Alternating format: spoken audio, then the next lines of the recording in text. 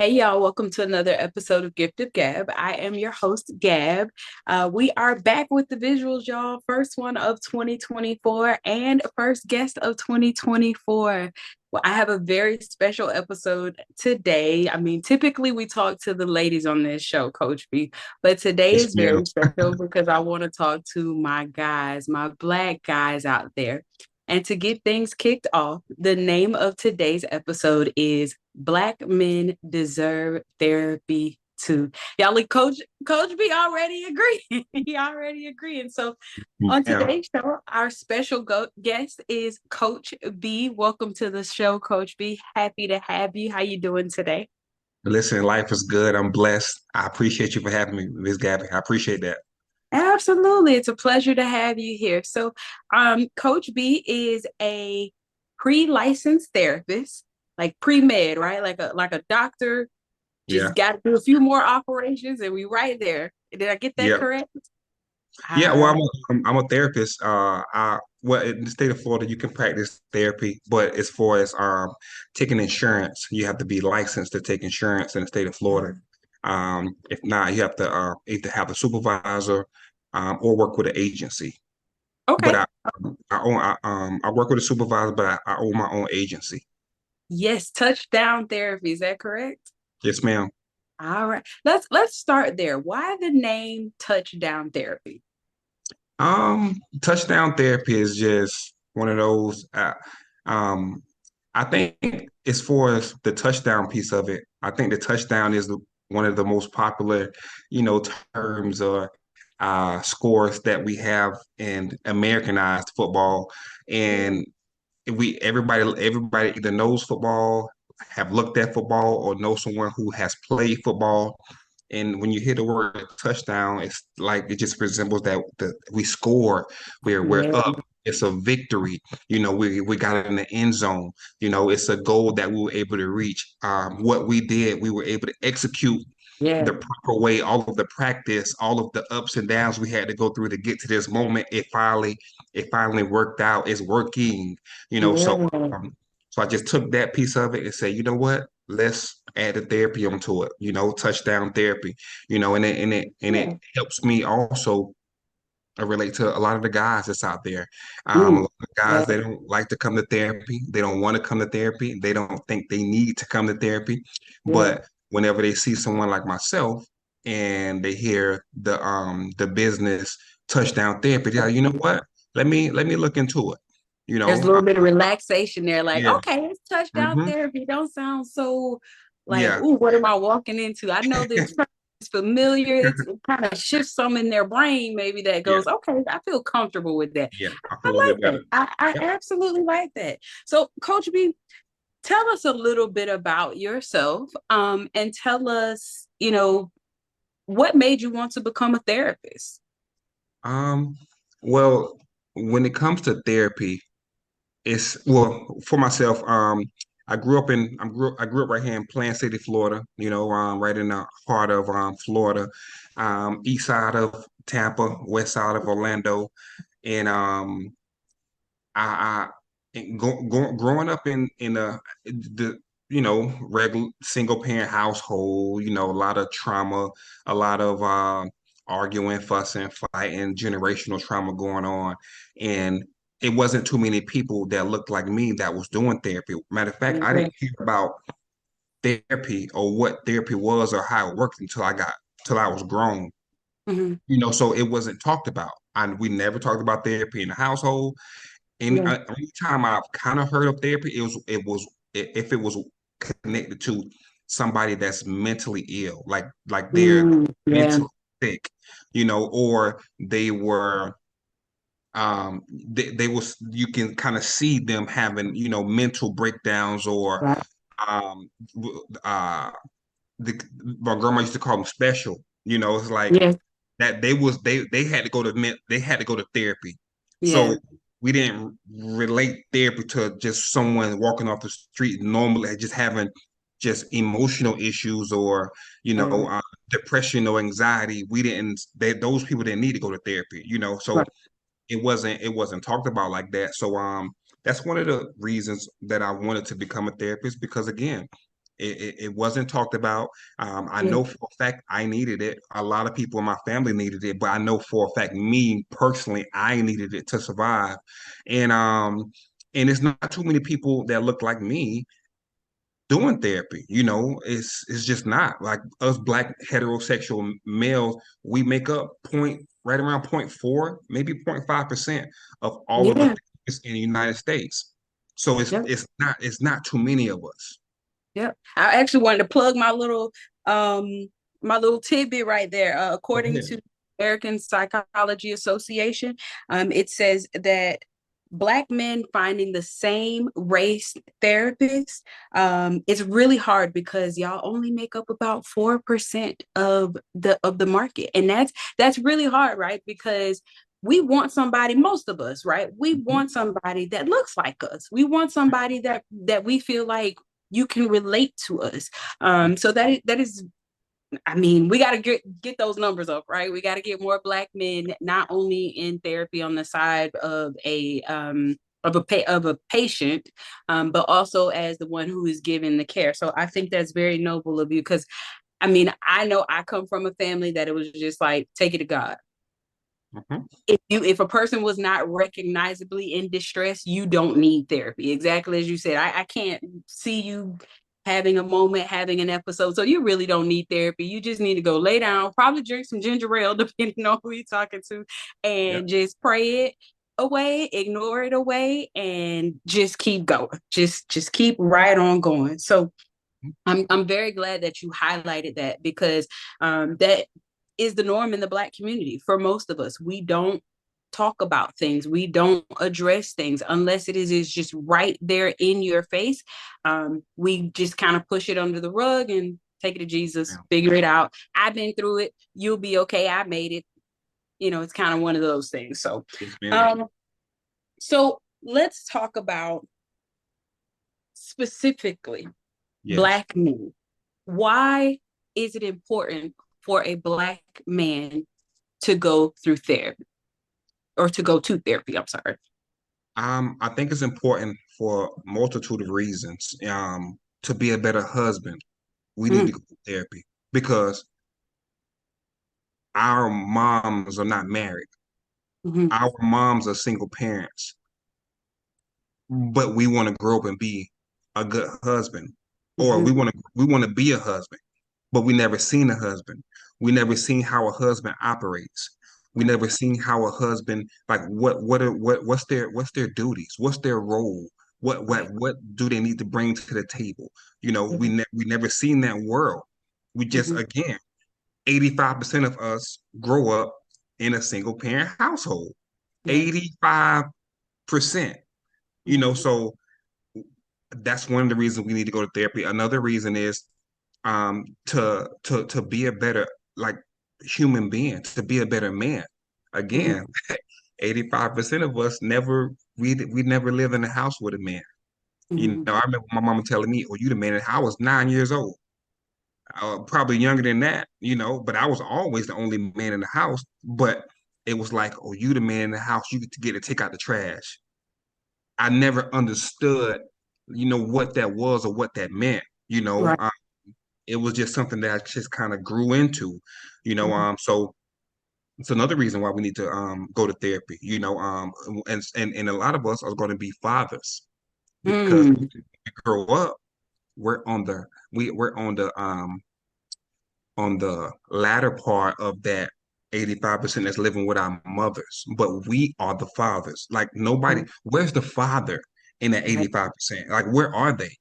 Right. Either your mama didn't want them, or they didn't work out, or they're incarcerated, or they're dead, or they're with someone else, or they have babies all over the city, all Yeah. over the what it like. So when we are that father that's now having a baby or trying to be in the kid's life, Yeah. it's like, how do we do it? Coach B, what do I do? Am I doing too much? Am I not doing enough? What's my role? Mhm, How do I need to keep it together? And that's another reason why we need to go to therapy. And yeah. last but not least, one of the major reasons why us black men need to go to therapy is to learn emotional management skills. Mm, I That's a feel good. that we need to learn how to manage our emotions because we when 85% of us are raised by Black women who Yeah. are emotional, who react, this they have to be the mother and the father. They gotta curse you out, whoop you, and nurture you. It's confusing. So now Yeah. you grow up, you want to argue, you want the loudest man win. You want to, resort to violence. You want because your emotional makeup comes directly from your mother. You Mhm. learn from a child all the way growing up how to handle your emotions, and the way she's handling her emotions is not the way you need to handle your emotions. So we have to unlearn and then relearn that. But a lot of us have to even come to therapy so we can point it out because the person Mhm. that's pointing it out is your girlfriend, Yep. is the baby mama, or is your family. Oh, you just too emotional, or you got anger issues, or Yeah. you don't know how to, this is they've learned this. Yep. This is what their body and their soul absorbed for 20 years. That Yeah. that's the only thing that they know. So when they get the girlfriend and cursing them out and telling them how what they not doing good and what they Yeah. have no idea that it's a problem. Right. They just know they're arguing with their girlfriend all the time, or they're Yep. arguing with their baby mama all the time, or Yep. they're arguing with homeboy. That's all they know. So whenever they do tap in and come to therapy, I have to, listen, let's kind of take a couple steps back, let's zoom out and let's Mhm. figure out where this problem started. Yeah. So I get them to see it started here. Now they can say, you know what, you're right. How do I? And I bring them up to present day, but in a different way. And I think I think just from a human aspect, right? It's hard to receive something from the people that you receive that hurt from, or that you see that, how you call me out and you the same thing. I think that You doing it. up a Hmm. blow. How you gonna tell me about me and you are equally or worse than where I am? So it's, Worse. yeah, it's important to go and have that neutral party that is like, hey, listen, let's get to the root of the problem. Let's Mhm. understand why you are the way that you are. Where did that come from? And then I think more importantly, is to how to facilitate a plan to become a better you, right? So Yeah. let's talk about the guy that says, well, Coach B, I came from a two-parent household. My Hmm. mom and daddy were cool, and I don't recall having any trauma in my life. Why should I come to therapy? Um, just why not? Why Mm. not come to therapy? That's the first thing I would ask. But I would say the reason why you should come to therapy is just sharpen your tool. When the a tool sharpener is there because the tool is already a tool. I'm just trying to sharpen you up. Mm-hmm. When you see these, when you see Miss Gabby, when you see these, these women in these Zumba classes working out, looking all fresh and fit and fine, you're gonna see them in that Zumba class every single week. Why do you Mm-hmm. need to come to Zumba class? They already fine. You already snatched. You Mm-hmm. already look amazing. Why Right. still come? To maintain it, to keep it. Why come to therapy when I really didn't deal with a lot of trauma growing up, Coach B? Yeah. So why would I come to therapy? It's more so whenever I have guys come to therapy, it's um and they want to be fathers. Let's say they're in a relationship. I Mm-hmm. ask them the relationship questions. I ask them about, how you and your partner dealing with finances. How Mm-hmm. are you and your partner choosing to parent you guys' kids, or kids you guys going to have? Are you guys on the same page about how to parent the kids? Are you Yeah. guys on the same page about trust and respecting each other? Do you trust this person? Do you respect this person? If not, why? You know, what about intimacy? Is intimacy on this like are you guys good in that category? What about the quantity or the quality of the intimacy?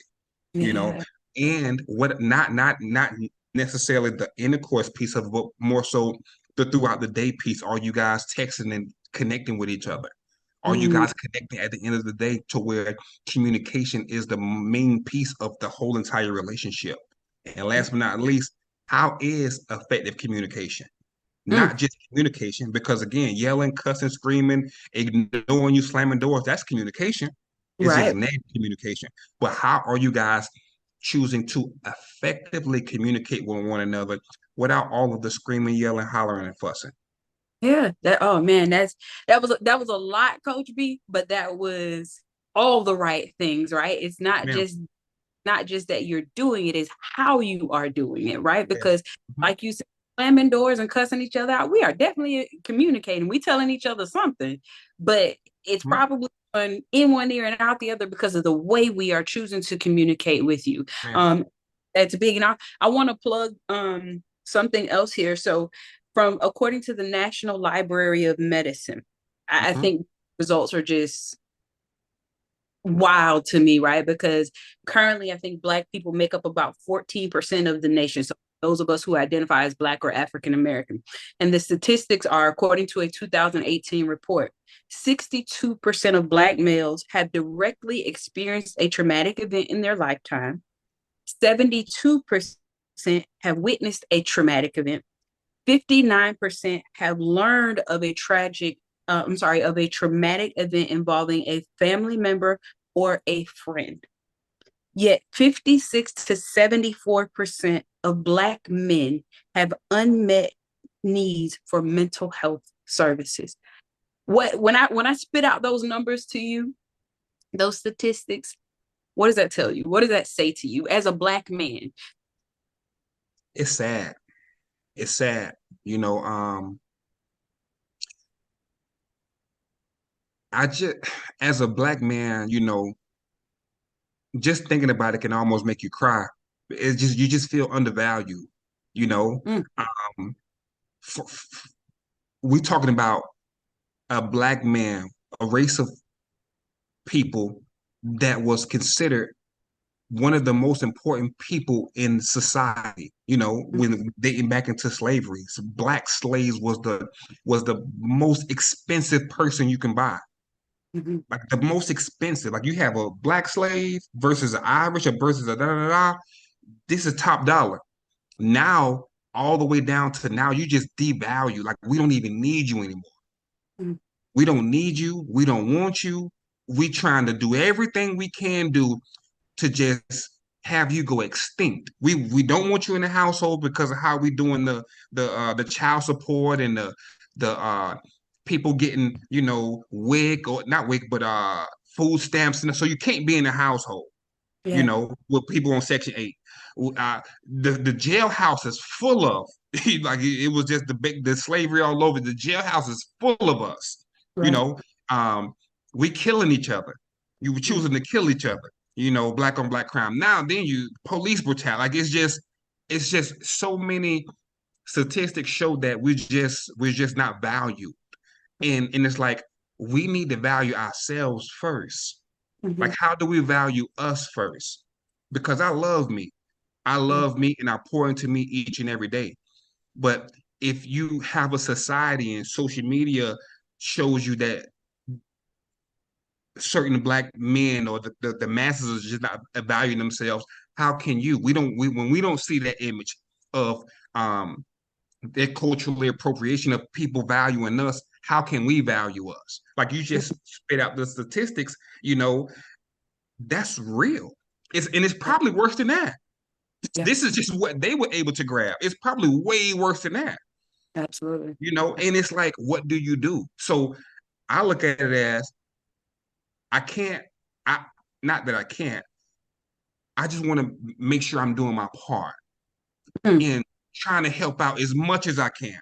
I yeah, listen. I was in those same conversations. I was in those same, hey, listen, we don't have Black therapists. We need more Black therapists. We want more Black therapists. Where are the Black therapists? And then when you find one, he's not a good one. I need a different one because you ain't grew up how I grew up. So where are the Black therapists that's culturally appropriate enough to talk to me how I need them to talk to me, or to give me the message how I need them to give me the message? And that's what I wanted to kind of bring to the table, not only from a therapeutic lens, but also from a culturally appropriate lens. So when I hear those statistics, it's like I'm available. Hey, come tap in. I got you. You know, I listen. I'm gonna meet you where you are. No matter what I've seen it, I've heard it, I've done it. It's been done to me. Got it. Let me meet you where you are, and let's get this thing, headed in the right direction. That is major. And I will say before my next questions, um, in my quest for a therapist, I just kind of started out blindly years back, and I was just like, I cannot see, no disrespect to any other race out there, right? They got their own things going on. But as a Black woman, I don't want to go sit in the face of another woman who cannot understand what it's like to be a Black woman, what it's like to be born into this world immediately with a mark on you, a stain on you, what it's like to have this type of collective, even though we are not a monolith as a people, we still have these monolithic experiences, right? That are culturally ingrained about how you don't talk about what's going on in my house. How there's somebody in the family that everybody just say like, oh, keep your kids away from them, right? How we just internalize a lot of things, or we turn to religion for a lot of things. I need somebody who grew up like me, who has these shared experiences like me. So just I say that to say, like, friends of mine who have reached out and say, Gab, you know, when you went looking for a therapist, what'd you do? I said, my first spot was, I want somebody who looked like me. I want somebody who looks like me. And then from there, I can go and say, okay, when I hear you speak, do I hear me? Do I hear my family members? Do I hear my aunts and my mother? Who do I hear in you? So I'm glad that you called that out, because I personally think it is important to have someone, when you are divulging the matters of your heart, to have someone that looks like you, someone that and identifies where you come from, even if they didn't directly experience it, right? But they had a homeboy growing up, or they had a brother that had that experience, or they knew an uncle like this. I think that is super, super, super important. So I have two questions for you here. One, as a Black woman, how do I advocate or encourage the Black men in my family, my brothers and cousins and nephews? How do I encourage them to go to therapy with that, when you have someone in front of you who's like, man, Black men don't go to therapy, or I'm a man, don't nobody care about what I feel, don't nobody care about what I think. How do you love them through that, and really encourage them to get to therapy? Just when you're admitting when you're in that position, because when they look at it, it's like auntie or sister or niece or whoever you are to them. It's like, why are you telling us to go to therapy now? Been in this family this whole time. Why now? Why now though? What's the reason you're telling us now? And it's like, because we as a family, we have to admit that we're wrong. We don't like to admit when we're wrong. We're dead wrong by not encouraging each other to go to therapy. We're dead wrong by not allowing therapy to be a tool to just get better. When you just, because again, like you said, we some in some households, Black community, you just pray it away. Pray, just give it to God. But some, like, you can't. How you gonna give it to God when your uncle is molesting everybody? How you gonna give it to God when your nephew's out there shooting everybody up? How you gonna give it to God when your niece is, she done had her third or fourth abortion, and she only 12, 13 years old, 14 years old, and three, four kids before she turned 20 years old. How, like, when are we going to, say, enough is enough? Let's try this therapy thing out, and let's see what happens, because we have just that generational trauma, and we as a family don't know how to deal with it. We don't even want to deal with the generational trauma, let alone help someone through the generational trauma. So I tell you, in your family, you would tell the uncles and the nephews and the dads and the brothers, we love you, Black men, and we need you, Black men, and we value you, Black men, and we want to see you in a better position in life, Black men. not only just for just life itself, but just for you. We just want you to love you and value you like we value you. So we were wrong by not introducing it. We were wrong by not pushing it. We were wrong by trying to get you to pray it away and just kind of pushing off to the side. I don't want to deal with it. Just let God deal with it. No, again, sometimes like for some people that works, but when you want to get to the nitty gritty of talking through and dealing with issues, problems, and concerns, you have to face them face head on. You have to address the elephant in the room, and Yeah. that's a lot of times we are scared to do that. Yeah, that's absolutely true. That's absolutely true. And I have one final question for you here, Dr. B. Yeah. Let me just say, just this interview has just been eye-opening for me. Yes, Um, ma'am. I can better support the men and boys that are closest to me. And I appreciate just your honesty and vulnerability and coming on here today and pouring your heart out to the Black men, right? Yeah. So my last question, and I'd like for you to tell the audience where they can find you, but my last question revolves around Shaq. Don't know if you saw this, but recently Shaq said, open up to women? No, never. They're gonna throw it back in your face. How how do you feel about that? Um, I feel two ways about that. I'm not this guy that bashes the black. Listen, I love black women. I'm talking Come on. about love, married to one. That- So I listen. I don't even play, but I do know when you find your wife, and she has to be your number one supporter. She has to be your best friend. She has to be your favorite person in the world for the thing to work.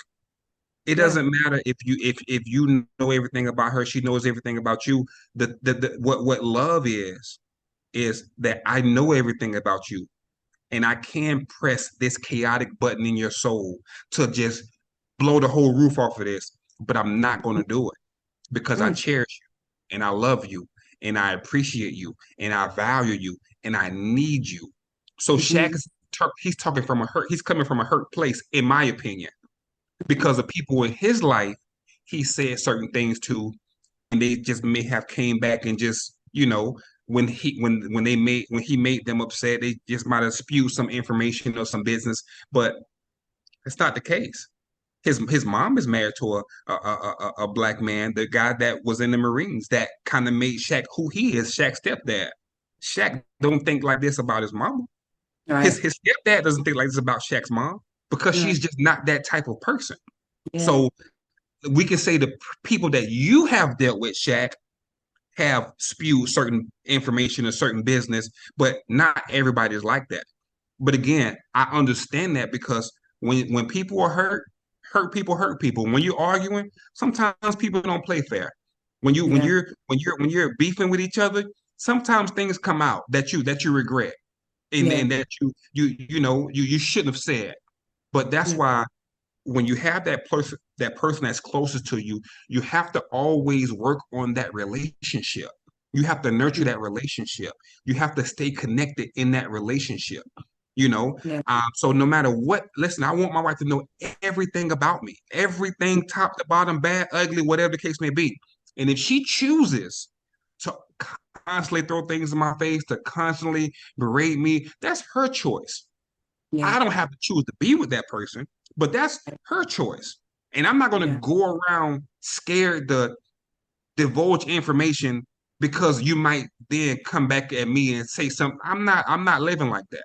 Yeah. I'm not doing it because now when you talk to a person or when you're in a relationship and you can't say who you really are or how you really are, is that even a relationship?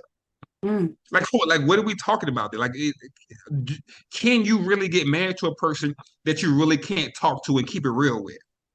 No, I don't That's I don't think that. I think that's for him to be on his status. I think that's a bad message to send because that doesn't apply to everybody.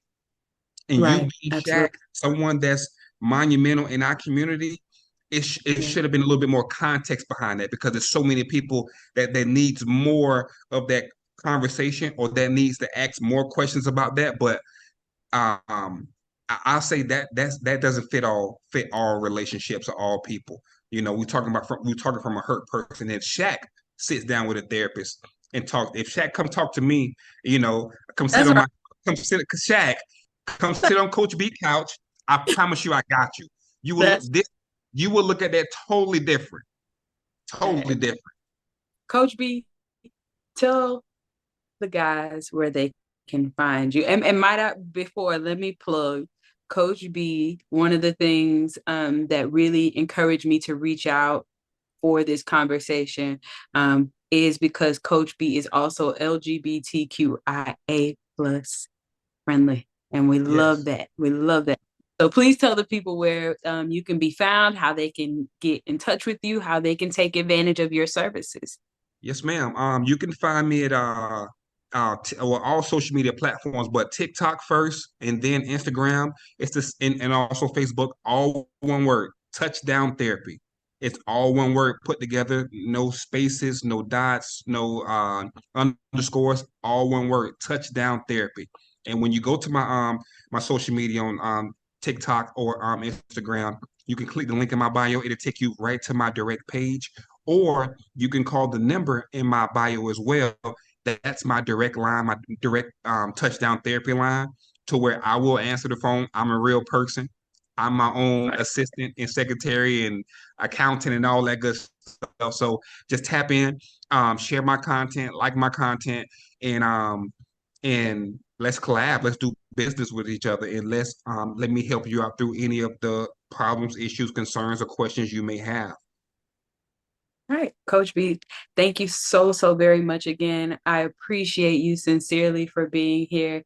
And y'all, tap in, tap in, Yes. especially Black men, y'all, get in touch and go get the help that you are deserving of. This is your birthright. This is not something that just, you can just have it if you want to. This is your birthright. You earn the opportunity. You live, and this is just what God gave you, the opportunity to live a good life, right? Life is going life. Have somebody to help you Right. create a plan to get through those things, right? Therapy is not a just a fix all. It is about planning, helping you plan to get to those goals and have a better quality of life. So I appreciate y'all so much for being here with me. As I always say, take care of yourselves, take care of each other. I love y'all.